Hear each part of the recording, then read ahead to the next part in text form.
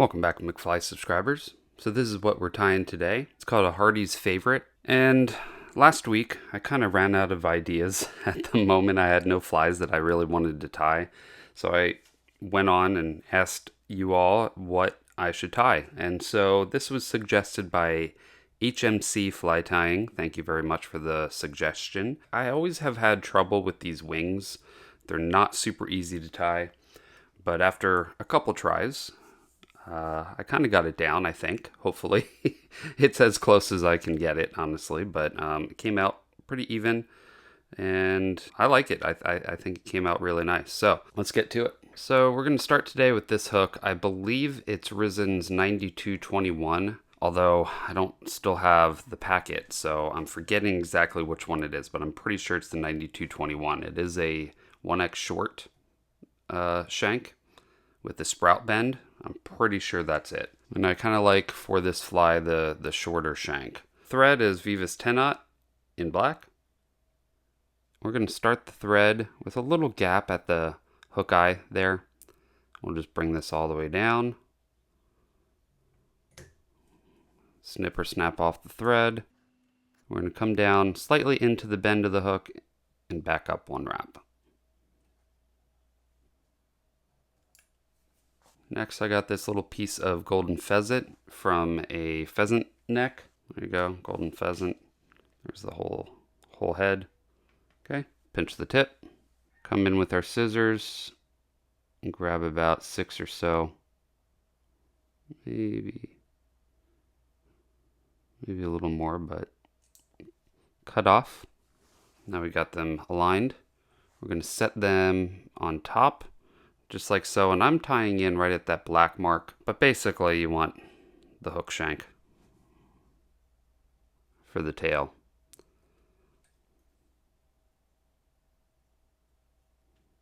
Let's do a pinch wrap to make sure it stays. All right, and we're gonna go, oh, see how that's angling down too much. We want to keep this relatively straight. That's good. A little down is fine, but that was really bad.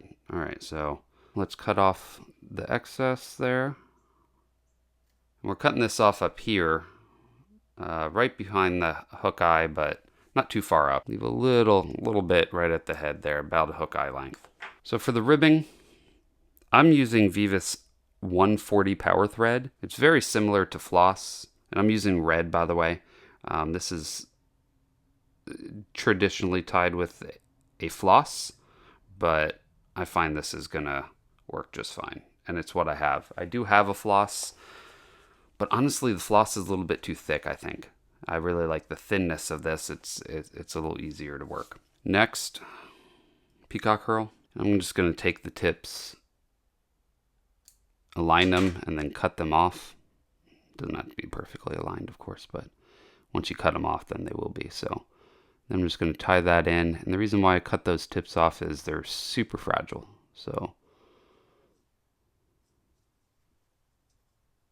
all right, so we're going to bring the thread up to the hook eye and back down 2 wraps. So it really helps to counter wrap the floss over your peacock herl, because that's going to make it a little more durable. So you could either wind the regular way with the peacock herl and then reverse wind with the floss, or reverse with the peacock herl and forward wind with the floss. So it's up to you, whichever one you want to do. I'm going to reverse with the peacock herl here. I had never tied this before, so I just kind of looked up a few videos on how to tie it before I did, and I came across Davey McPhail's video, which honestly is one of my favorite tiers. So I watched his. There's a couple others out there, but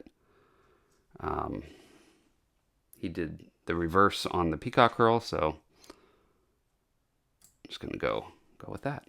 All right, so now we want to kind of give this a twist.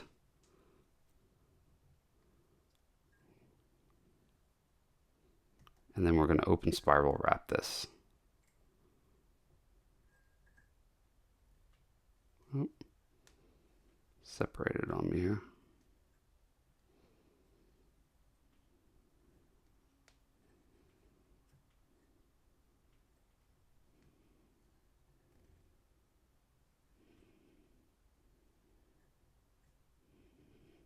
There we go. So come up to the right past that peacock curl.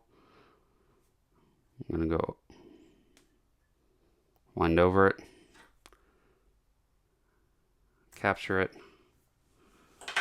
There we go. There's the body. Now we need some partridge. I got this little piece of the skin that kind of ripped off, but up here, that's going to be way too large. You can see those fibers are going to stick out past that, past the tail. You don't want that. Want one of the smaller ones up here. So this is a hackle collar, and there we go. We've got a small one. You can see how far those angle back. So we're just going to strip off the little fuzzies here, like so. So now we're just going to grab the tip with some hackle pliers and stroke all the fibers rearward, like so. Cut that off so it's a little shorter, so we have somewhere to tie in. Leave a little tie-in tag. And we're going to make fairly tight wraps here to make sure it does not pull out. And it's okay to make a couple. In fact, I think I've got too much fiber here, so let's pull off some. There we go. That's a little better. So that's what we're looking for. We don't want this super heavy hackled. Now I've got some hackle pliers. I'm going to grasp that. We're going to stroke all the fibers rearward.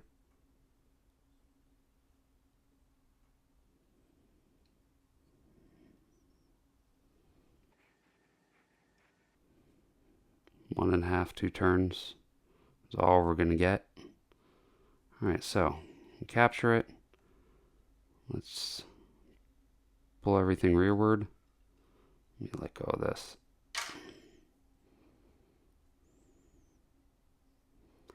Stroke everything rearward, come back on it just slightly, like so. So we're going to take the top, we're going to brush this with our fingers, kind of mat it down a little bit. Now for the fun part. This is the part that I have the most trouble on. So you want a wing, 2 wing feathers, opposite sides. So you can see this one curves to the right, this one curves to the left, and basically you're just taking a whole skin, or you can buy these kind of as duals, one from each side of each wing. And this is partridge, but you could do chicken hen, you know, just a couple different ones. Basically, you're looking for a wing feather, but this partridge will work. It's what I had. In fact, I have this from a beautiful skin that a subscriber sent me. So thank you, Justin. I can't appreciate that enough. I mean, all that stuff you sent, Justin, was amazing. Thank you so much. So what we're going to do here is we're just going to separate out. That might be a little too much. What we're doing here is we're just separating out quite a few fibers. I think it's about half a dozen, maybe a little bit more. And then we're just stroking these out. And we're just going to keep stroking them until they're the shape that we want.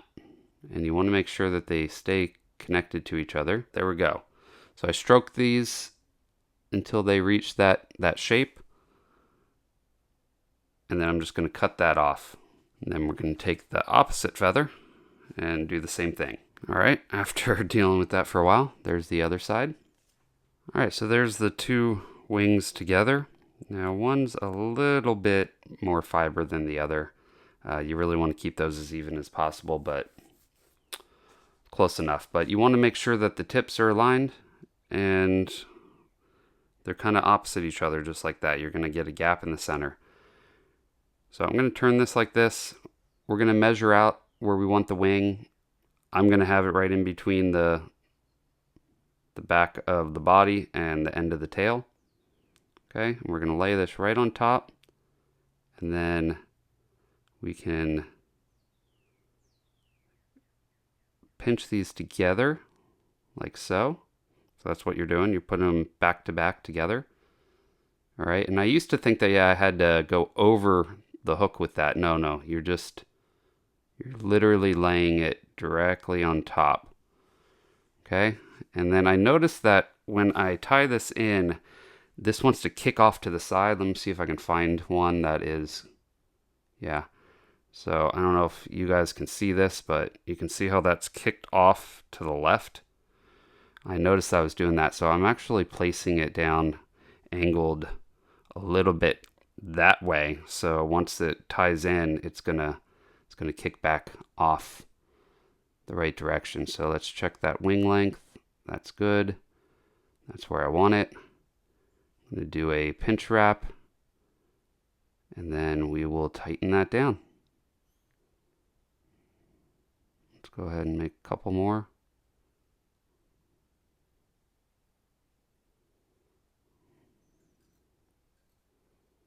All right, so that wing's in.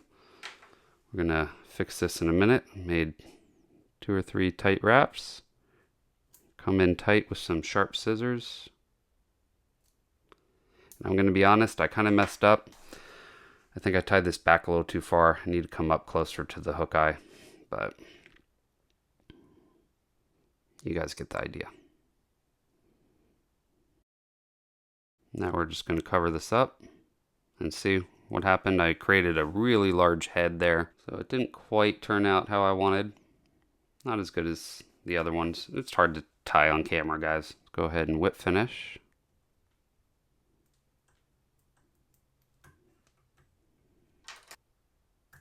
Now, final thing is we want to cement that head, make it kind of glossy, and I think the best thing for that is going to be Solarez Ultra Thin.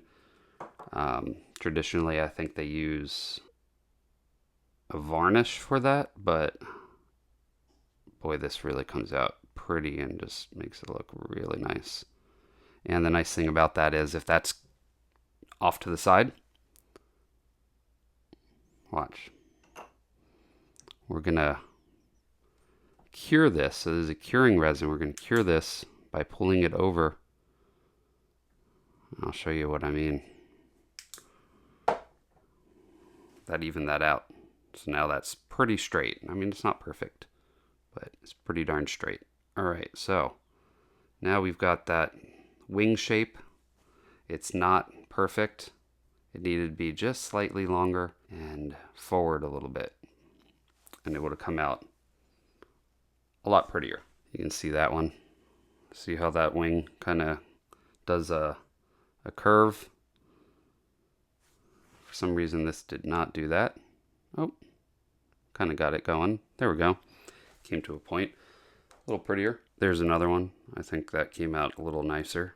It's got that normal kind of that bend to it. Kind of wave look there. This is probably the best one that I tied so far. So use that as a reference. But you kind of got it. You can see kind of what it's supposed to look like or what you're supposed to do. Hopefully this was helpful, guys.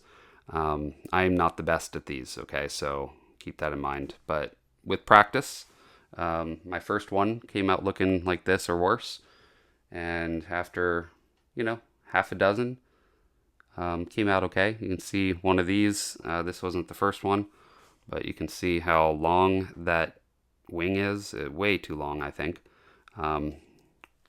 Getting the proportions down and everything is really the key. So give this a try for sure. It's called the Hardy's Favorite. I'm going to try fishing it too. So this will be really good for swinging for sunfish in my area, I think. They should eat this, but this traditional wet fly for fishing trout generally. I don't have many trout in my area, but maybe next time I visit Colorado I can fish it. If you guys haven't already, check out my sponsor Risen Fly. They're the ones that made the hooks that I used today.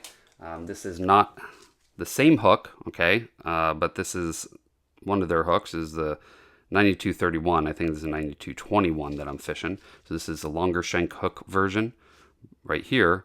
Like I said, I lost the box for this. So in fact, while I'm talking here, I'm gonna show you guys a prettier fly, the better tied one. There we go.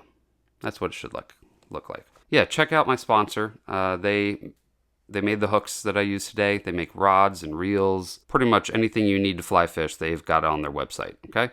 So definitely check them out. Plus, their prices are pretty much better than anywhere I've ever seen. So best off, they're offering you guys all a discount, so type in McFly at checkout for 15% off of your first order with them. Well, thanks for watching, everyone. If you guys like this kind of content, please subscribe and hit that bell notification for future video updates. Also, if you could hit the like button, it would really help me and the channel out. I will see you on the next video. Now you go catch some fish.